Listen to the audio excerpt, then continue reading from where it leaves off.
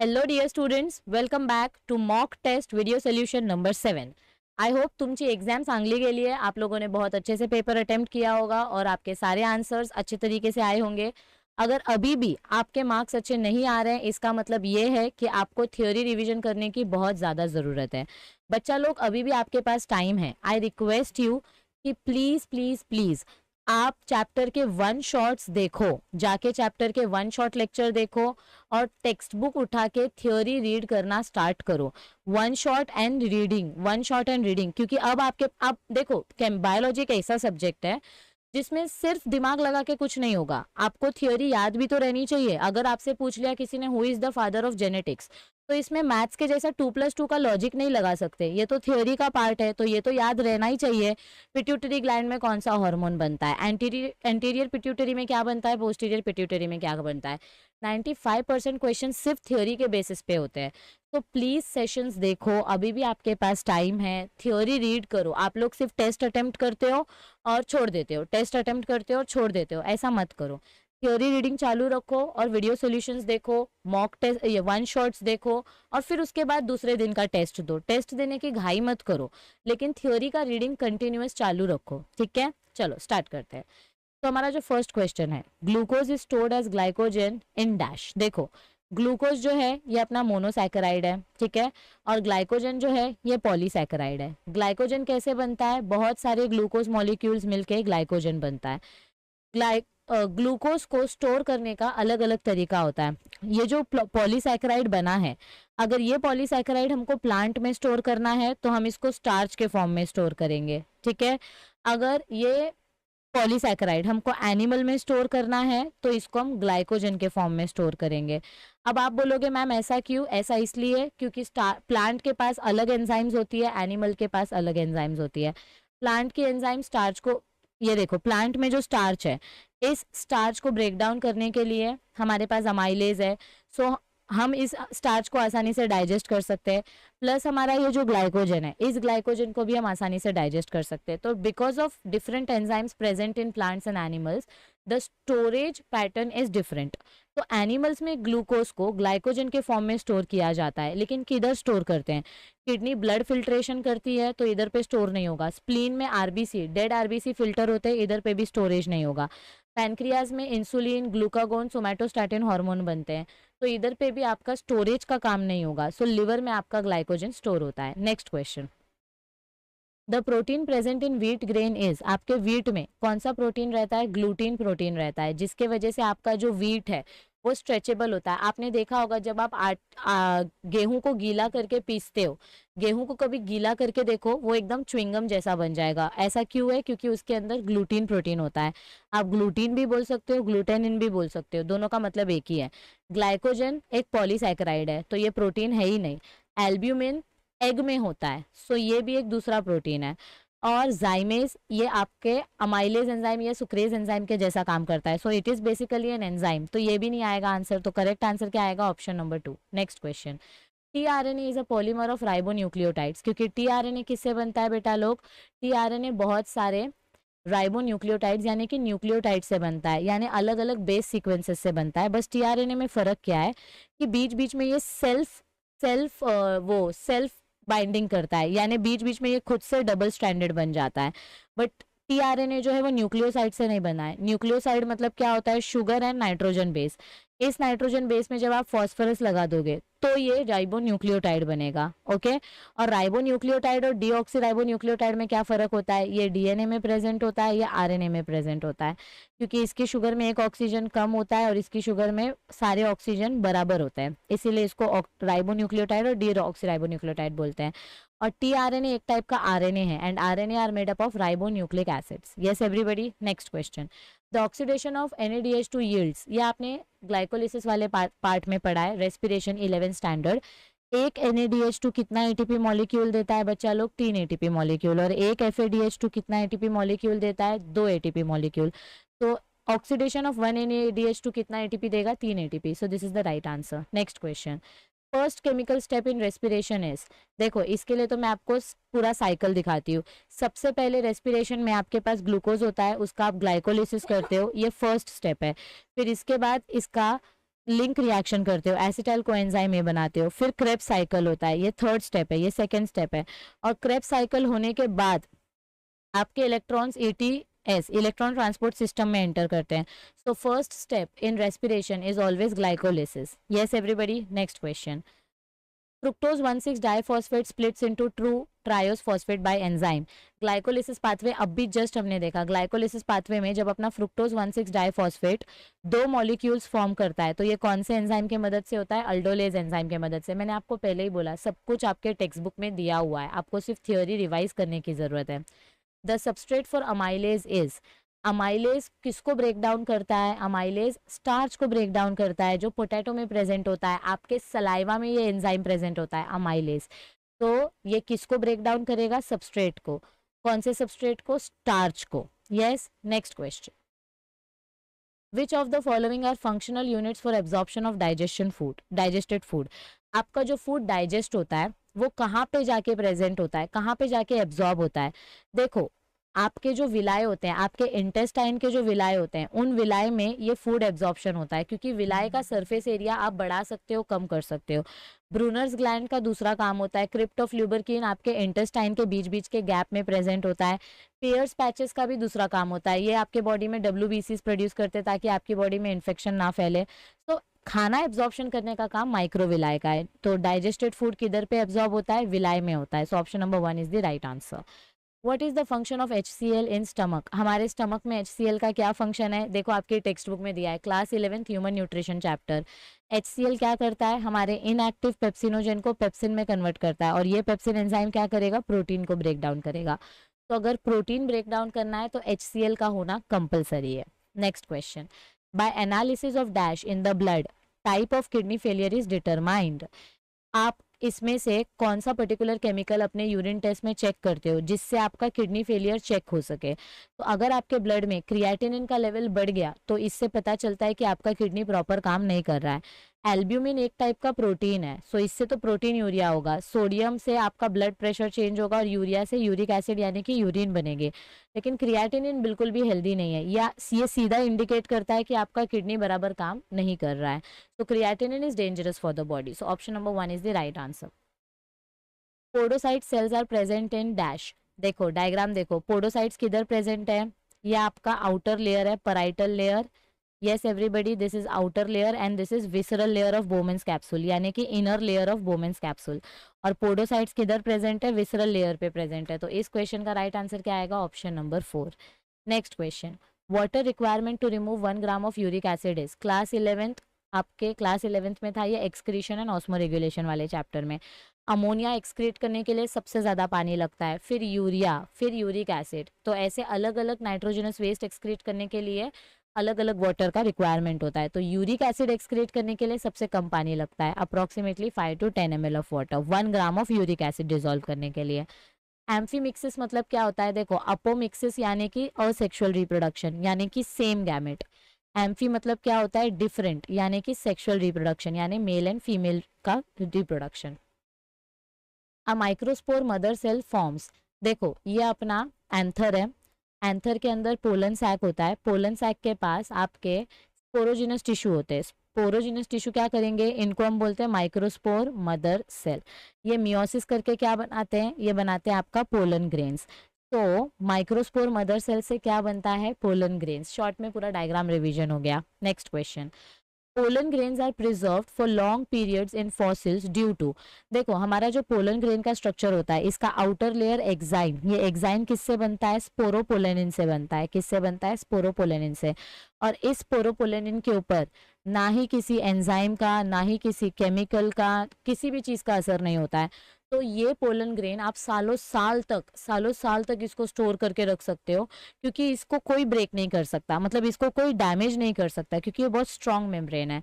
तो pollen grain को हम कैसे प्रिजर्व करके रखते हैं? किसके वजह से बचा के रखते हैं? स्पोरोपोलेनिन की वजह से, क्योंकि बाकी सब लेयर तो इजीली डिस्ट्रॉय हो जाएंगे, लेकिन स्पोरोपोलेनिन इजीली डिस्ट्रॉय नहीं होगी, ये रेजिस्टेंट मेम्ब्रेन है। Next question. If the number of chromosome in root cell is 14, what will be the number of chromosome in synergids? समझो आपका रूट सेल है, रूट सेल के पास 14 क्रोमोसोम्स है, यानी कि डिप्लॉयड है, क्योंकि रूट सेल्स डिप्लॉयड होते हैं, वो सोमैटिक सेल्स है। तो सिनर्जिड्स में कितने क्रोमोसोम्स होंगे? सिनर्जिड क्या है? सिनर्जिड एग अपैरेटस का पार्ट है, यानी कि ये हेप्लॉइड सेल है। अगर डिप्लॉइड सेल में 14 क्रोमोसोम है तो हेप्लॉइड में हाफ क्रोमोसोम्स होंगे, क्योंकि ये जो आपका 2 है ये 14 से आके डिवाइड हो जाएगा तो आपको हेप्लॉइड सेल्स मिलेंगे। सो 2 7 जा 14, यानी कि सिनर्जिड्स में कितने सेल्स प्रेजेंट होंगे? 7 chromosomes. Next question, geitonogamy is found between flowers which are. देखो जिटोनोगेमी मतलब क्या होता है, समझो ऐसा आपका कोई प्लांट है, इधर पे एक फ्लावर है, इधर पे एक फ्लावर है, ये फ्लावर मेल है, ये फ्लावर फीमेल है। Same plant but different flowers. Plant एक ही है लेकिन फ्लावर्स अलग अलग है। ओके, फ्लावर्स अलग अलग है, तो इनके बीच में ये जो क्या बोलेंगे इसको, ऑटोगैमी, ऑटोगैमी नहीं बोलेंगे, सेल्फ पॉलिनेशन। ये जो सेल्फ पॉलिनेशन का टाइप है ये कैसा टाइप है? प्लांट सेम है यानी जेनेटिक सेम रहेगा, दोनों का जेनेटिक सिमिलैरिटी है लेकिन ऑर्गन अलग अलग है। सो आपस में नेबरिंग प्लांट्स के बीच में या नेबरिंग फ्लावर्स के बीच में पॉलिनेशन हो रहा है, तो इसमें जेनेटिक सिमिलैरिटी देखने को मिलेगी, सिर्फ फ्लावर्स अलग रहेंगे, इसको बोलते हैं geitonogamy. What is present inside a seed. हमारे सीड के अंदर क्या प्रेजेंट रहता है? ये है आपका जाइगोट। जाइगोट आगे जाके क्या कन्वर्ट होता है? जाइगोट से आगे जाके बनता है आपका एम्ब्रियो। तो सीड के अंदर क्या प्रेजेंट है? ये पूरा सीड है और सीड के अंदर क्या प्रेजेंट है? एम्ब्रियो। एम्ब्रियो के बाहर आपका स्कूटेलम का लेयर रहता है। मोनोकॉटिलिडॉन में जो आउटर प्रोटेक्टिव लेयर रहती है उसको स्कूटेलम बोलते हैं, यानी मोनोकॉटिलिडॉन को स्कूटेलम बोलते हैं। ट्यूनिकल तो आपके ऐसे साइड में, ओव्यूल के साइड में प्रेजेंट रहता है, सीड के बाहर, और एम्ब्रियो अंदर प्रेजेंट रहता है। कर्नल मतलब एकदम बाहर का छिलका। सो option number 4 is the right answer, seed के अंदर एम्ब्रियो प्रेजेंट रहता है। सैल्विया फ्लावर्स बेयर 2 एंथर लोब्स। देखो ये आपका सैल्विया का फ्लावर है, ऐसा कुछ आपकी टेक्स्ट बुक में दिया गया है। इसके पास 2 एंथर लोब्स होते हैं, एक ऊपर की तरफ होता है, एक नीचे की तरफ होता है। तो जब इंसेक्ट इसके पास आके बैठती है तो ये नीचे वाला जो एंथर लोब होता है इसके पास कुछ पोलन ग्रेन नहीं होते हैं। ऊपर वाला जो एंथर लोब होता है, ये ऊपर वाला एंथर लोब आपके इंसेक्ट के कांटेक्ट में आता है और इंसेक्ट की बॉडी में ढेर सारे पोलन ग्रेन्स छोड़ देता है। यानी ऊपर के एंथर के लोब के पास पोलन ग्रेन्स हैं, लेकिन नीचे जो एंथर का लोब रहेगा ये वाला, इसके पास कोई पोलन ग्रेन नहीं है। मतलब यहाँ ये नहीं है तो फिलामेंट है, यहाँ पे ऐसे और एक ये रहेगा, एंथर का लोब रहेगा, इसके पास कोई पोलन ग्रेन नहीं है। तो upper anther lobe is fertile and lower anther lobe is sterile, यानी नीचे वाले के पास कुछ नहीं रहता क्योंकि ऊपर वाला एंथर लोब वो अपने पोलन ग्रेन्स छोड़ता है इंसेक्ट के पीठ पे। Next question, pollination characteristically occurs in dash. Pollination हमको स्पेसिफिकली कौन से प्लांट्स में देखने को मिलता है? देखो ब्रायोफाइट्स तो अनडेवलप्ड प्लांट है और फंगस तो प्लांट भी नहीं है। टेरिडोफाइट्स भी बहुत ही ज्यादा अनडेवलप्ड प्लांट है जो एकदम एंशिएंट में टाइम पे पाए गए थे।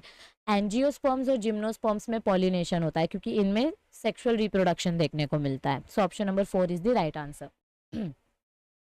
इन एंटोमोफिली, एंटोमो मतलब क्या होता है? Insect pollination. एंटोमो मतलब insect pollination. Insect visits flower for. Insect को क्या चीज सबसे ज्यादा अच्छी लगती है? नेक्टर, यानी कि उनका फूड। तो इंसेक्ट किसी भी फ्लावर के पास क्यों जाएगा? नेक्टर लेने के लिए। सो option number 2 is the right answer. Determine the incorrect statement regarding medical termination of pregnancy. Medical termination of pregnancy हम कब करते हैं? जब हमको अनवांटेड चाइल्ड अबॉर्ट करना होता है। तो these help in aborting the pregnancy which may be harmful to the mother और फीटस और both the mother and foetus. यानी अगर अपने मदर और फीटस के लिए हार्मफुल प्रेगनेंसी है तो हम एमटीपी कर सकते हैं। दिस इज राइट, आपको फॉल्स स्टेटमेंट ढूंढना है। So this is a true statement. These contribute in decreasing the human population. MTP करने से ह्यूमन पॉपुलेशन कंट्रोल किया जा सकता है। वेरी ट्रू, अगर बच्चा नहीं चाहिए, पॉपुलेशन कंट्रोल करना है तो उसको टर्मिनेट कर दो या सर्जिकली आप कॉन्ट्रासेप्शन कर लो। These help in getting rid of unwanted pregnancy. अगर आपको रेप की कंडीशन में हुआ है या आपको अगर ये बच्चा नहीं चाहिए, अनवांटेड प्रेगनेंसी है, अनप्लान चाइल्ड है, तो भी आप अबॉर्शन करवा सकते हो। तो ये सारे करेक्ट पॉइंट्स हैं।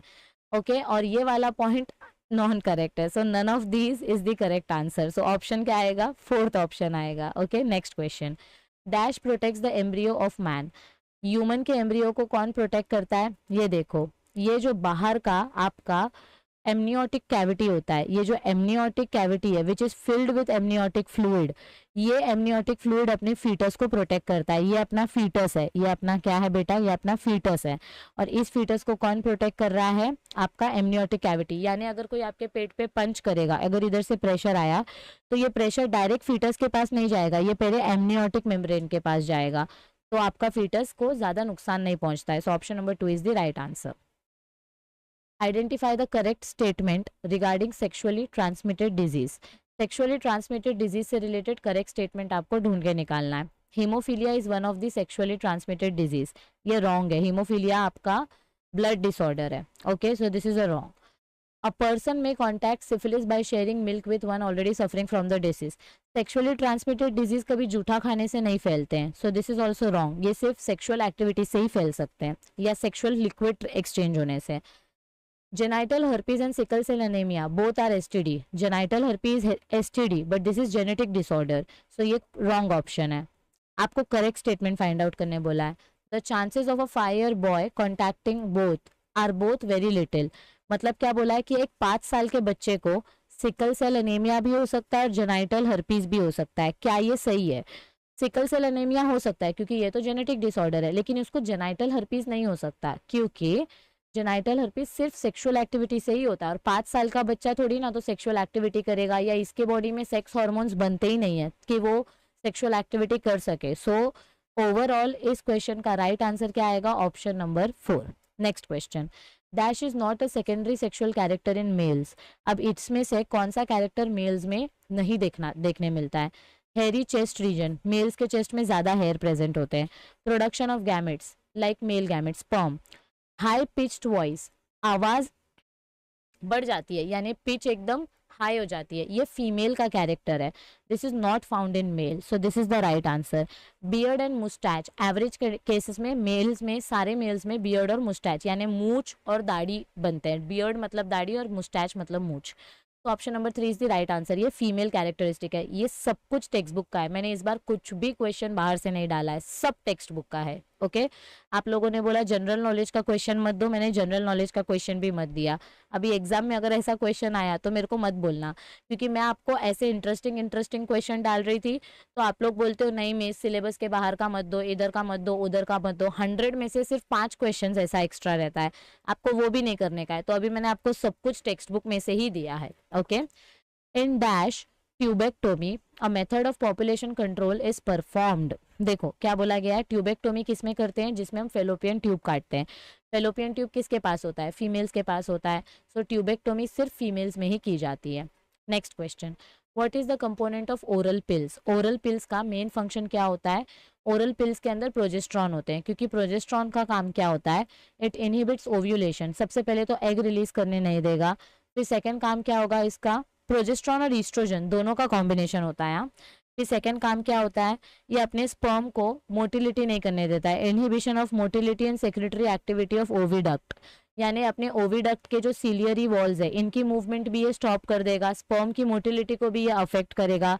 It will change cervical mucus, cervix का जो म्यूकस रीजन है उस म्यूकस को भी एसिडिक बना देगा ताकि स्पर्म्स की डेथ हो जाए, और आपके एंडोमेट्रियम की लेयर भी अनसूटेबल कर देगा ताकि आपका जायगोट ज्यादा टाइम तक सर्वाइव ही ना कर सके, यानी प्रेगनेंसी होनी ही नहीं चाहिए ओरल पिल्स लेने के बाद। सो this is the main function of the contraceptive.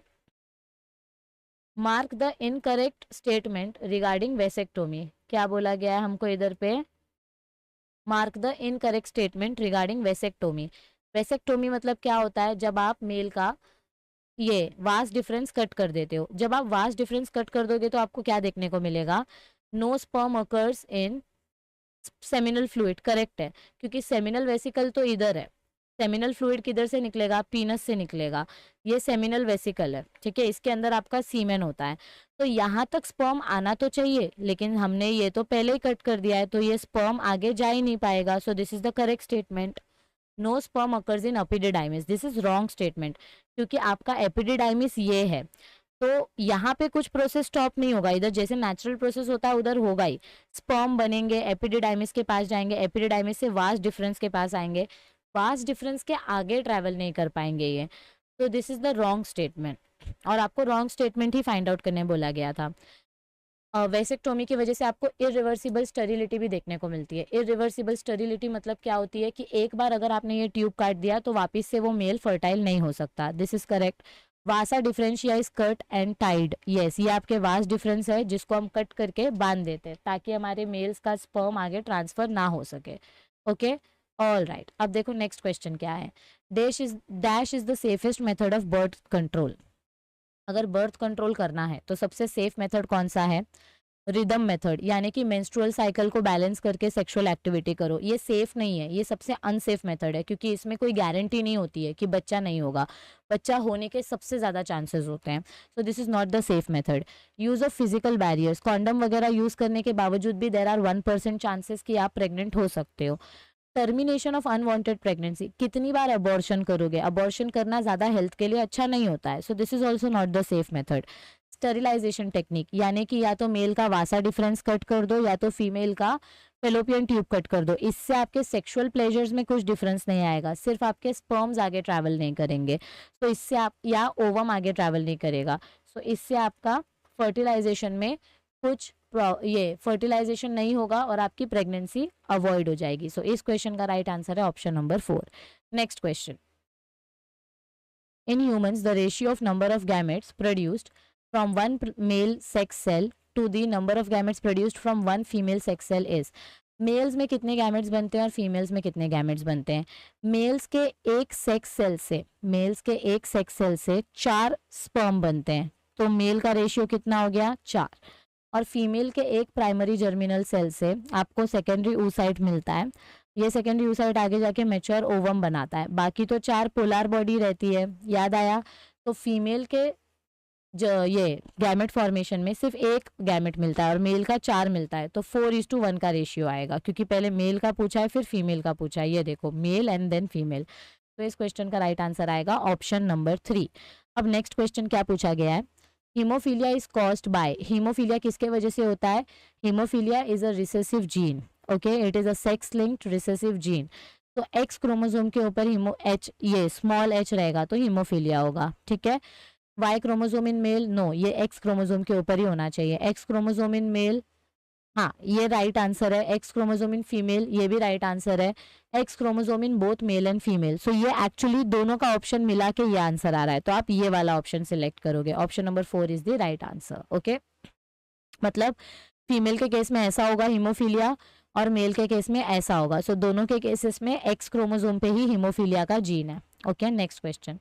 Turner syndrome is an example of dash. Turner syndrome में हमको क्या देखने को मिलता है? 44 ऑटोसोम्स देखने को मिलते हैं और लास्ट में जो सेक्स क्रोमोसोम होता है उधर पे सिर्फ एक ही सेक्स क्रोमोसोम होता है, दूसरा सेक्स क्रोमोसोम रहता ही नहीं है, यानी एक ही सेक्स क्रोमोसोम है। इसको बोलते हैं मोनोसोमी। मोनो यानी 1 और सोमी यानी क्रोमोसोम, तो एक ही सेक्स क्रोमोसोम है। टर्नर सिंड्रोम में हमको मोनोसोमी देखने को मिलता है। So option number 4 is the right answer. Next question. Usually colour blindness refers to. Colour blindness में पर्सन को कौन सा कलर दिखाई नहीं देता है?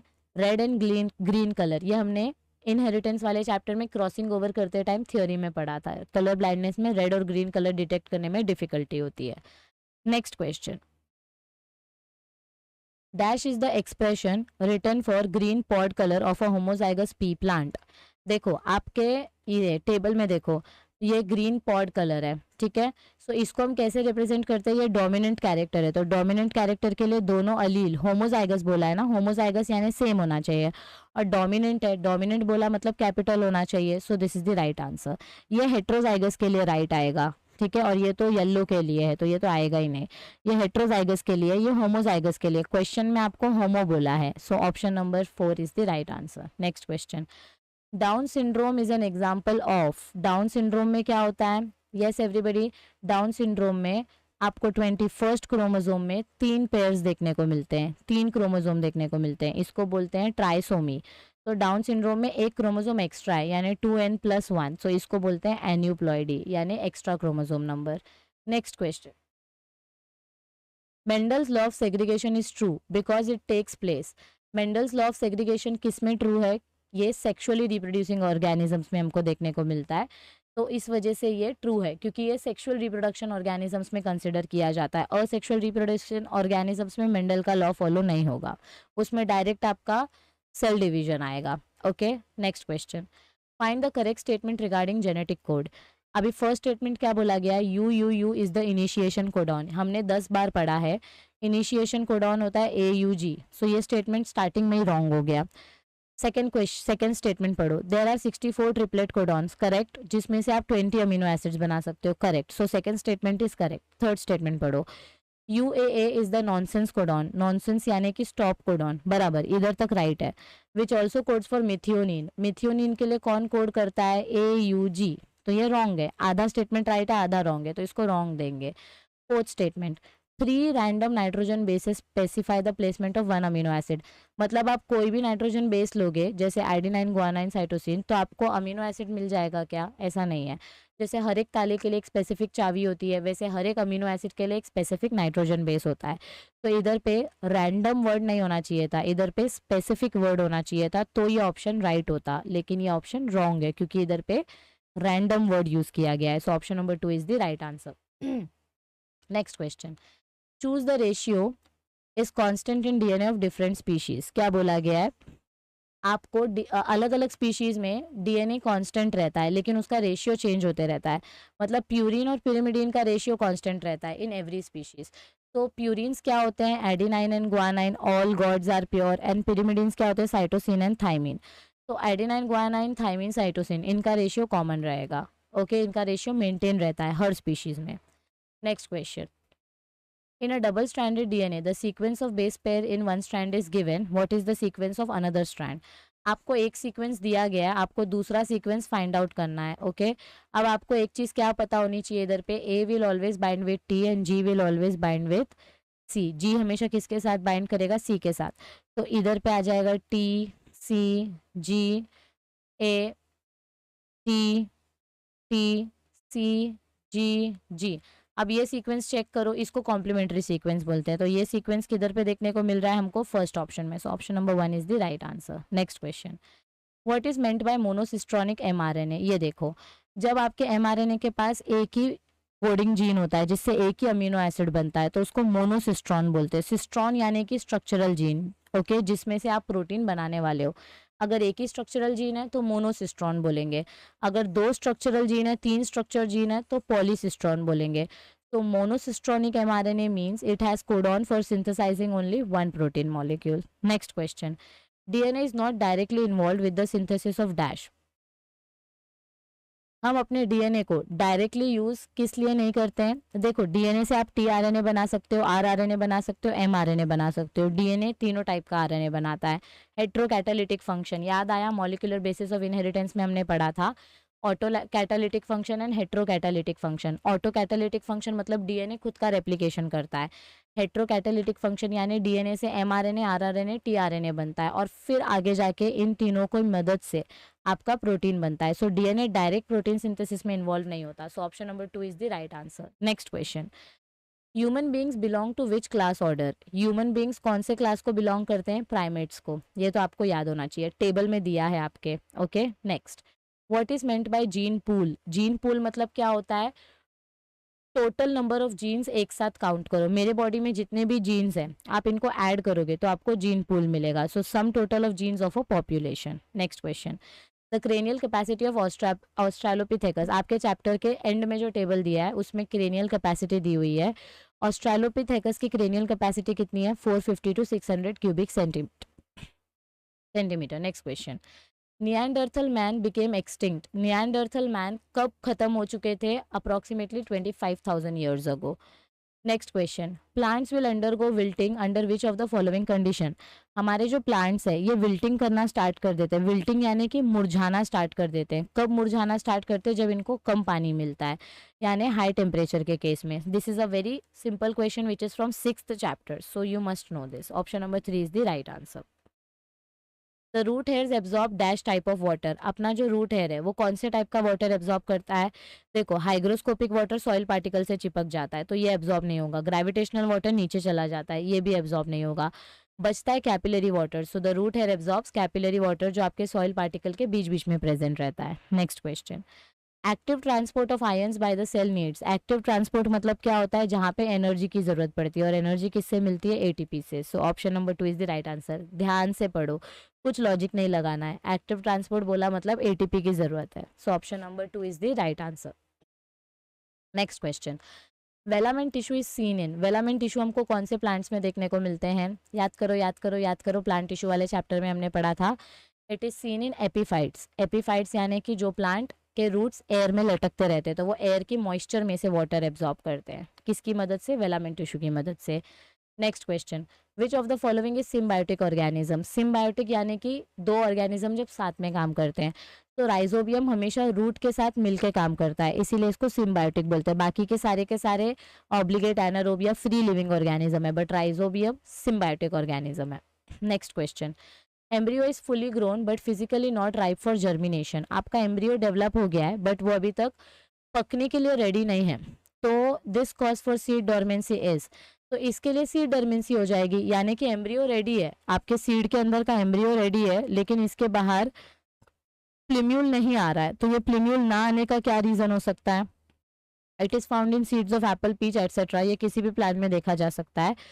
It is a type of primary dormancy, yes, यानी कि एकदम बेसिक डोरमेंसी है। It is an example of innate dormancy, यानी पहले से इसके जो पेरेंट्स रहे होंगे शायद उनमें डोरमेंसी का जीन रहा होगा, जिसके वजह से ये एम्ब्रियो डोरमेंट हो गया और ये ब्रेक नहीं हो रहा है। So all of these are the probable answers.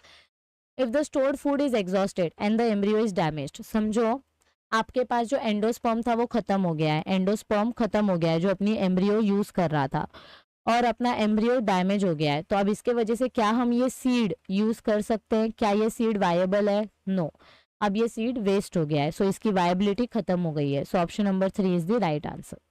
Okay, dormancy मतलब जब सीड ब्रेक नहीं होता है, पर ये सीड तो ब्रेक होकर डैमेज हो गया है। रेस्पायरिंग एबिलिटी यानी रेस्पिरेशन ना कर पाना, अगर सीड ही डैमेज हो गया है तो रेस्पिरेशन कैसे होगा। क्विसेंस यानी कि टेम्पररी स्टेज, पर ये टेम्पररी स्टेज नहीं है, ये पूरा डेवलप सीड था जो डैमेज हो गया है, सो वायबिलिटी खत्म हो जाएगी। नेक्स्ट क्वेश्चन, मतलब ये तो वही बात हो गई, आपने मोबाइल लिया था, आपका मोबाइल चोरी हो गया, तो आप बोलोगे नहीं नहीं मेरा टॉक टाइम तो चालू है ना, अरे पर मोबाइल चोरी हो गया तो सिम कार्ड भी तो गया ना, अब नया सिम लोगे तब तक टॉक टाइम भी खत्म हो जाएगा अगर वैलिडिटी खत्म हो गई तो in plants which of the following hormone does not occur naturally, देखो गिब्रेलिक एसिड ये गिब्रेलिन हार्मोन है, नेचुरल हार्मोन है। इंडोल एसिटिक एसिड ये आपका ऑक्सिन हार्मोन है, नेचुरल है। 6 परफ्यूरिल अमोनोपिरिन ये साइटोकाइनिन हार्मोन है, ये भी नेचुरल है। लेकिन आपका 2,4-D जो है ये सिंथेटिक ऑक्सिन है, सिंथेटिक ऑक्सिन नेचुरली नहीं बनता है, ये बनाया जाता है केमिकल से, तो it does not occur naturally. Option number 2 is the right answer. In the clotting of blood which is the correct order in which protein participate, ये देखो आपका जब ब्लड क्लॉटिंग होता है तो आपके पास थ्रोम्बोप्लास्टिन होता है, थ्रोम्बोप्लास्टिन की मदद से आप फैक्टर 10 एक्टिवेट करते हो, फैक्टर 10 एक्टिवेट करके आप प्रोथ्रोम्बिनेज एंजाइम बनाते हो, ये जो फैक्टर 10 है इसको बोलते हैं प्रोथ्रोम्बिनेज। फिर ये प्रोथ्रोम्बिनेज क्या करेगा, ये आपके थ्रोम्बिन को एक्टिव करेगा, सॉरी आपके प्रोथ्रोम्बिन को एक्टिव करेगा थ्रोम्बिन में, तो ये देखो ये प्रोथ्रोम्बिनेज प्रोथ्रोम्बिन को थ्रोम्बिन में एक्टिव करता है, तो only this is the right pathway. Option number 4 is the correct pathway. Pulse pressure is termed as, देखो ब्लड प्रेशर को हम कैसे काउंट करते हैं, 120/40 systolic pressure and diastolic pressure, sorry 120/80, दोनों के बीच में जो डिफरेंस है 120 माइनस 80 इज इक्वल्स टू 40, इसको बोलते हैं पल्स प्रेशर। यानी सिस्टोलिक प्रेशर और डायस्टोलिक प्रेशर के बीच में जो प्रेशर वैल्यू आता है उसको बोलते हैं pulse pressure. So it is the difference between systolic pressure and diastolic pressure. Next question, the time taken for 1 ventricular systole, ये देखो एक वेंट्रिकुलर सिस्टोल करने के लिए कितना टाइम लगता है, 1 2 3 0.3 सेकेंड का टाइम लगता है। डायग्राम याद है तो टेबल भी याद रहेगा। Next question, the left atrium receives blood from dash, आपका जो लेफ्ट एट्रियम है इसमें ब्लड किधर से आ रहा है, पल्मोनरी वेन से आ रहा है, सो करेक्ट आंसर क्या आएगा, ऑप्शन नंबर 3। उप्स मैंने इधर गलती से टिक कर दिया, ये आएगा करेक्ट आंसर, ये एडिटिंग करने के टाइम पे गलती से टिक हो गया, इस क्वेश्चन का राइट आंसर आएगा ऑप्शन नंबर 3। बोनस क्वेश्चन नहीं है ये, मैं एडिटिंग कर रही थी तभी गलती से टिक हो गया ये। Okay, next question, bilobed nucleus and granular cytoplasm is characteristic of, ये देखो न्यूट्रोफिल्स में कैसे टाइप का न्यूक्लियस होता है, ट्राइलोब्ड, मतलब ज्यादा होते हैं, बायलोब्ड यानी 2, ट्राइलोब्ड यानी 3। एरिथ्रोसाइट्स में तो न्यूक्लियस ही नहीं होता है, आरबीसी में, ह्यूमन आरबीसी में न्यूक्लियस नहीं होता है, सिर्फ लामा और कैमल के आरबीसी में न्यूक्लियस होता है, तो this is wrong, I mean ये ऑप्शन भी नहीं आएगा। इओसिनोफिल्स में आपको क्या देखने को मिलता है, 2 लोब्स है यानी 2 न्यूक्लियस, और साइटोप्लाज्म में ग्रैन्यूल्स है। आपको 2 न्यूक्लियस और ग्रैन्युलर साइटोप्लाज्म बोला है, सो ये आंसर आ सकता है। बेसोफिल देखो, बेसोफिल में आपका इरेगुलर शेप न्यूक्लियस होता है, पता ही नहीं है बाइलोब्ड है कि ट्राइलोब्ड है, तो ये भी नहीं आएगा। So option number 3 is the right answer. Next question, Purkinje fibres are found on the walls of, ये देखो ये आपका पर्किंजी फाइबर्स है, ये किधर पे प्रेजेंट है, आपके वेंट्रिकल्स में, both ventricles, left and right both. Okay, और फिर यहाँ से आपके पूरे हार्ट में डिस्ट्रीब्यूट होता है ये वेव।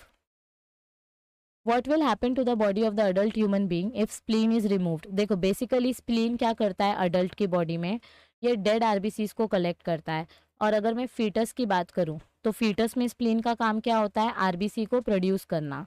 ओके, लेकिन आपको अडल्ट में पूछा गया है, तो अडल्ट में अगर स्प्लीन रिमूव कर दिया तो आरबीसी कौन फिल्टर करेगा, कचरा वाला अगर घर पे आना बंद कर देगा तो कचरा कौन लेके जाएगा। तो स्प्लीन अगर डैमेज हो गया तो आपका आरबीसी का फिल्ट्रेशन बंद हो जाएगा। Next question, formation of platelet is called as, देखो आरबीसी प्रोडक्शन को हिमेटोपोइसिस बोलते हैं, डब्ल्यूबीसी प्रोडक्शन को ल्यूकोपोइसिस बोलते हैं, एरिथ्रोपोइसिस भी आपका ये हिमेटोपोइसिस फीटस में बोलते हैं, ठीक है, जो बोन मैरो से डायरेक्ट ब्लड बनता है।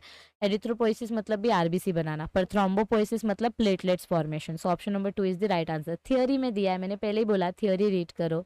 Next question, which of the following has the largest diameter, हमारे लंग्स के जो अलग अलग पार्ट्स है इसमें से सबसे बड़ा डायमीटर किसका है, ये देखो ट्रैकिया का सबसे बड़ा डायमीटर है, फिर जैसे जैसे ट्रैकिया के ब्रांचेस बनेंगे इसका डायमीटर छोटा छोटा होते जाएगा। नेक्स्ट क्वेश्चन, विच कंट्रोल्स रेस्पिरेटरी मैकेनिज्म, हमारा रेस्पिरेटरी मैकेनिज्म कौन कंट्रोल करता है, पॉन्स वेरोलियन मेडुला ऑब्लोंगेटा, ये ब्रेन का पार्ट है यानी सेंट्रल नर्वस सिस्टम का पार्ट है, तो respiratory mechanism is controlled by central nervous system. Next question, STH hormone का फुल फॉर्म क्या है, सोमैटोट्रोपिक हार्मोन। यस, ये आपके कंट्रोल एंड कोऑर्डिनेशन में दिया है, सोमैटोट्रोपिक हार्मोन जो सेल डिवीजन कंट्रोल करता है, ग्रोथ हार्मोन बोलते हैं जिसको हम। Oxytocin is released during, oxytocin क्या करता है, कॉन्ट्रैक्शन करने में हेल्प करता है, तो जब आपके बच्चे की डिलीवरी होती है तो चाइल्ड को जब बाहर निकालना होता है तो यूटरस कॉन्ट्रैक्ट होता है, तो पार्चुरेशन यानी चाइल्ड डिलीवरी के टाइम पे ऑक्सीटॉक्सिन हार्मोन प्रोड्यूस होता है। Next question, the nerve cell which contributes the transmissional terminal is called what, आपके जिस नर्व सेल से ट्रांसमिशन पास होता है उस नर्व को क्या बोलते हैं, प्री सिनेप्टिक न्यूरॉन। ये देखो ये प्री सिनेप्टिक न्यूरॉन है, ये पोस्ट सिनेप्टिक न्यूरॉन है, तो जिस नर्व से इम्पल्स आगे पास हो रहा है उसको बोलेंगे presynaptic neuron. Rathke's pouch is related to, हमने पिट्यूटरी ग्लैंड का स्ट्रक्चर जब पढ़ा था तो मैंने आपको बताया था कि आपका जो ओरल कैविटी होता है उधर से एक पाउच अराइज होता है जो आगे जाके एंटीरियर पिट्यूटरी बनाता है, तो इस पाउच को हम बोलते हैं Rathke's pouch, so it is related to pituitary gland. Next question, dash is not a layer of adrenal gland, ये देखो ये आपके एड्रिनल ग्लैंड्स के अलग अलग लेयर है, zona glomerulosa, zona reticularis, zona fasciculata, लेकिन ये आपके फीमेल के ऊ साइड का लेयर है, जोना पेलुसिडा, तो this is not the layer of adrenal gland.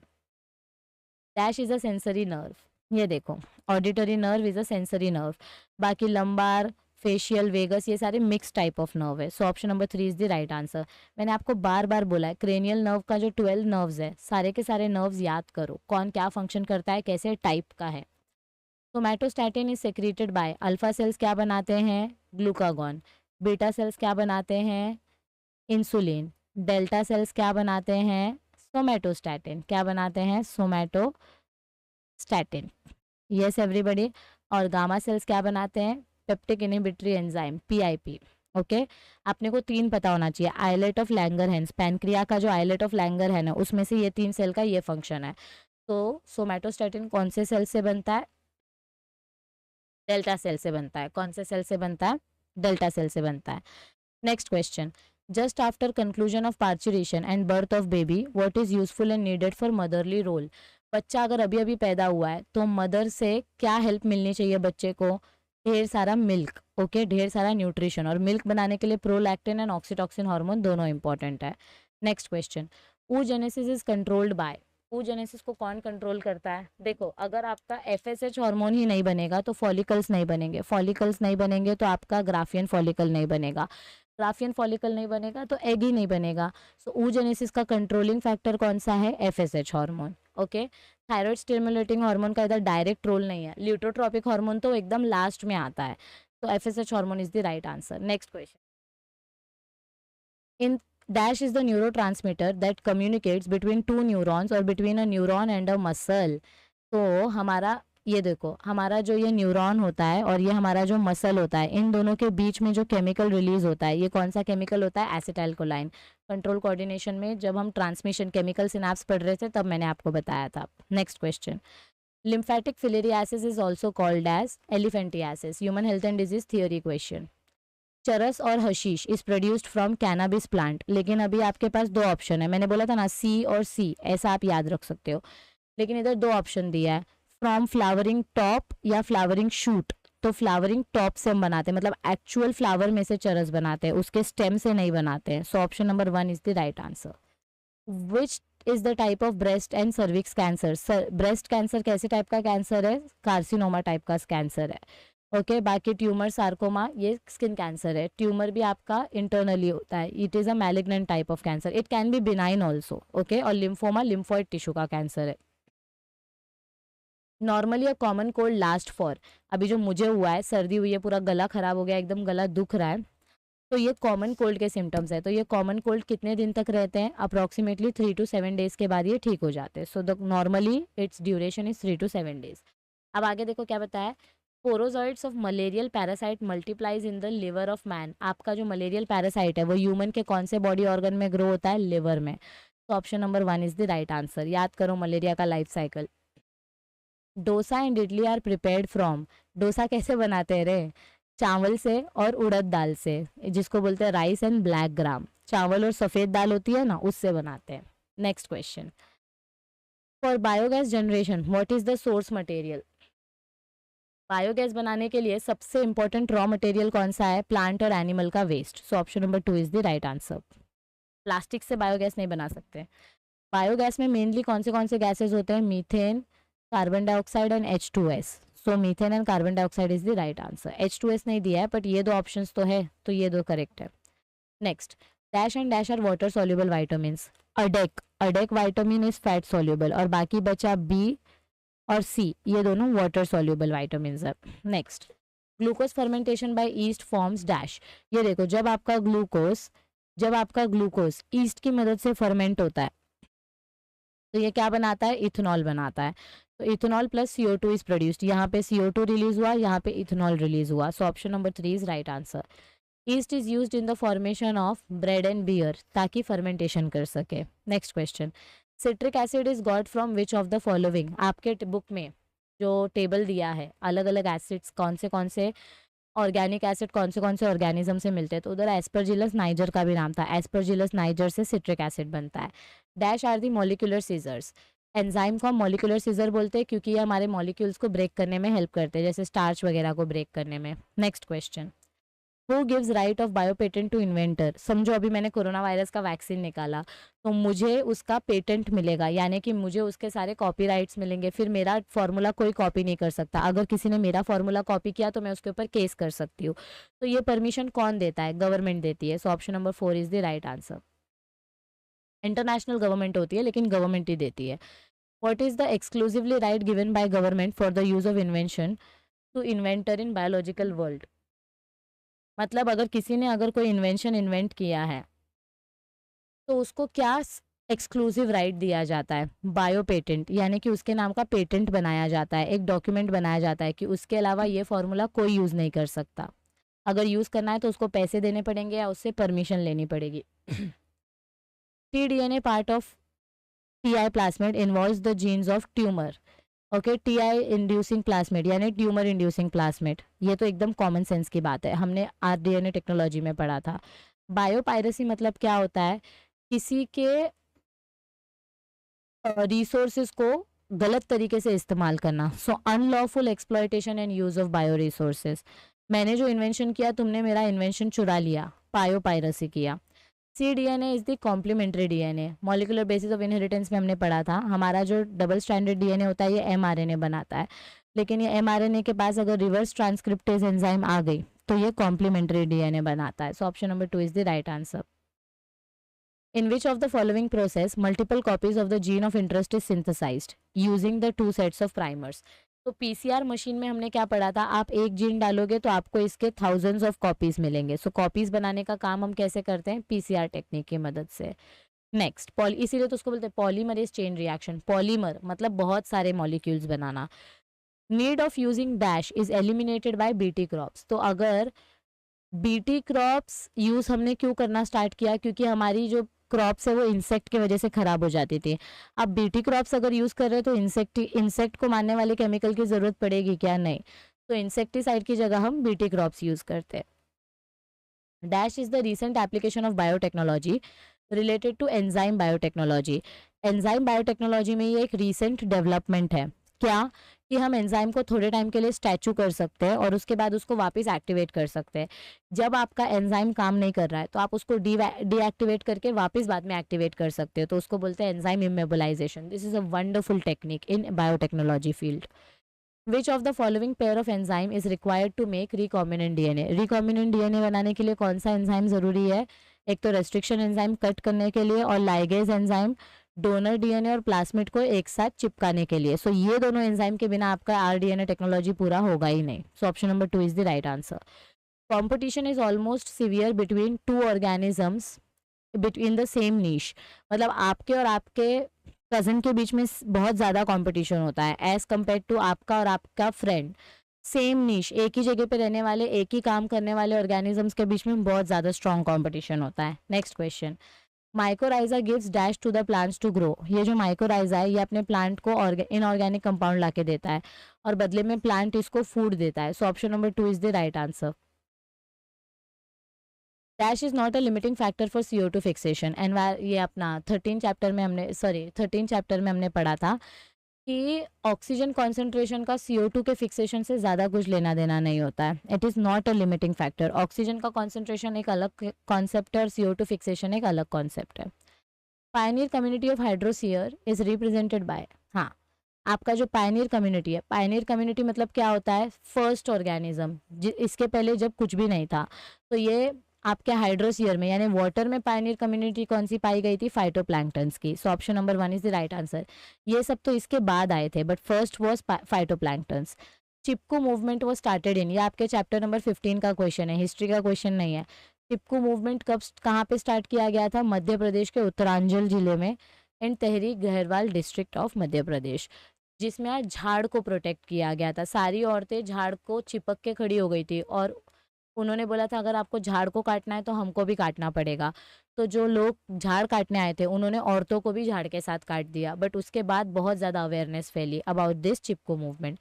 तो आई होप आपके सारे क्वेरीज क्लियर हो गए होंगे। सारे क्वेरीज क्लियर हो गए तो कमेंट सेक्शन में ज़रूर बताना कि किसको कितना मार्क्स आया है, और नेक्स्ट एग्जाम के लिए ऑल द बेस्ट। अच्छे से पढ़ाई करो। गला मेरा बहुत ज़्यादा ख़राब है, फिर भी मैंने कोशिश की है वीडियो रिकॉर्ड करने की ताकि आपको टाइम पे वीडियो मिल सके, आपको वेट ना करना पड़े। तो प्लीज़ थोड़ा सा वॉल्यूम का इशू होगा तो एडजस्ट कर लेना, और सेशन कितना मार्क्स आया कमेंट सेक्शन में ज़रूर बताना। चलो all the best everybody, bye bye, take care, see you soon.